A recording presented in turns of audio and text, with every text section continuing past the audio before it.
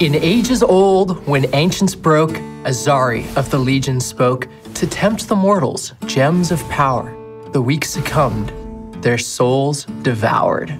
Welcome to Kobolds and Catacombs. I'm Peter Whalen, one of the designers on the Hearthstone team, and today we get to talk about one of the premier mechanics of the expansion, the Spellstones. We had a couple of goals with the Spellstones. We wanted to support new deck archetypes, to give players more options for customizing their decks, and to tell a cool story about some awesome treasure that you find while adventuring. We have a few goals with any mechanic that we introduce to Hearthstone. We want it to feel novel. We want it to capture the flavor of the set. We want it to create interesting, skill-testing decision moments, and we want to give players more options to experiment with their decks. We initially started out with around 4 Spellstones, but we really liked the mechanic, so we gradually moved up to more. I'd like to point out that around this time in design, we had some real gems in the set. Cards like a warrior spell named Illiterate, a druid minion called Grassy Knoll, and the rogue minion Pile O' Coins. At the time, we had a mix of different Spellstones. Some of them tracked over the course of the game, and others you had to satisfy in a single turn. With the single turn case, if you got really lucky early on and upgraded your Spellstone in the first turn or two, you could easily steamroll your opponent and demolish them without really giving them a chance to interact. On the other hand, the Spellstones that tracked over the course of the game were much more fun to play.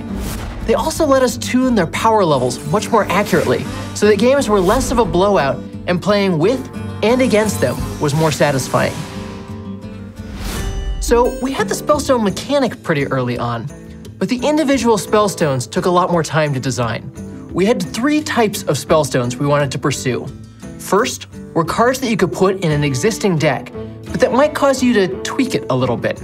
Second, we had cards that you could put into any deck, but that you'd have to add a package of cards to make it really work.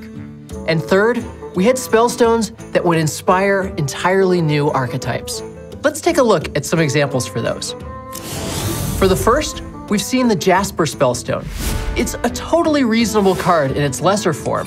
You could add it to a bunch of different druid decks and feel pretty good. Over time, it'll upgrade as you use your hero power, but if you wanted to upgrade it faster, you could add cards like Branching Paths. These types of Spellstones are great because they add spice to decks you've already been playing and make them feel different with the new expansion. They let you customize your decks in small ways so that your list might be a little different from one you've seen on the internet. Another good example of this is Priest's Diamond Spellstone. This upgrades as you cast spells, first resurrecting 2, then 3, and then 4 minions. That's pretty awesome, and it rewards you for doing something that priests are already excited to do. So you can slot it into your existing priest decks, maybe adding a few more spells to make it upgrade a little bit faster. Next, we have the Package Spellstones, cards that encourage you to add a few things to tweak an already existing deck. The Warlock Amethyst Spellstone or Warrior's Mithril Spellstone are both great examples of this. You need to add a few more ways to damage yourself, but if you do, you get a great payoff. These are cool because they let you hybridize your decks. You might still be playing a Demon Warlock deck or a Recruit Warrior deck, but because you've added 6 or so cards to support the Spellstone, your deck is pretty different than your friends. Another Spellstone in that same space is Hunter's Emerald Spellstone. It summons 2 3/3 wolves for 5 mana. That's pretty reasonable. If you add a few more secrets though, maybe a Freezing Trap or, my favorite, a Wandering Monster, it'll get very powerful very quickly. By the way, Wandering Monster was the very first Kobolds and Catacombs card. It came in the very initial pitch that we made, and it made it through to ship almost completely untouched. The last type of Spellstone is the True Build-Around.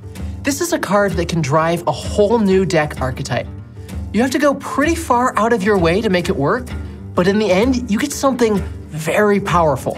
This type of card is important because each expansion needs to shake up the Hearthstone metagame, and creating opportunities to create new decks is critical to that. We've revealed the Shaman Sapphire Spellstone, and that's one version of this. Another is the Rogue Onyx Spellstone. For 5 mana, you destroy a random enemy minion. That's a little weaker than Deadly Shot, but if you play some Death Rattle cards, you quickly end up with an enormously powerful spell that destroys most of your opponent's board. It's a very cool card, but requires a significant cost in deck building.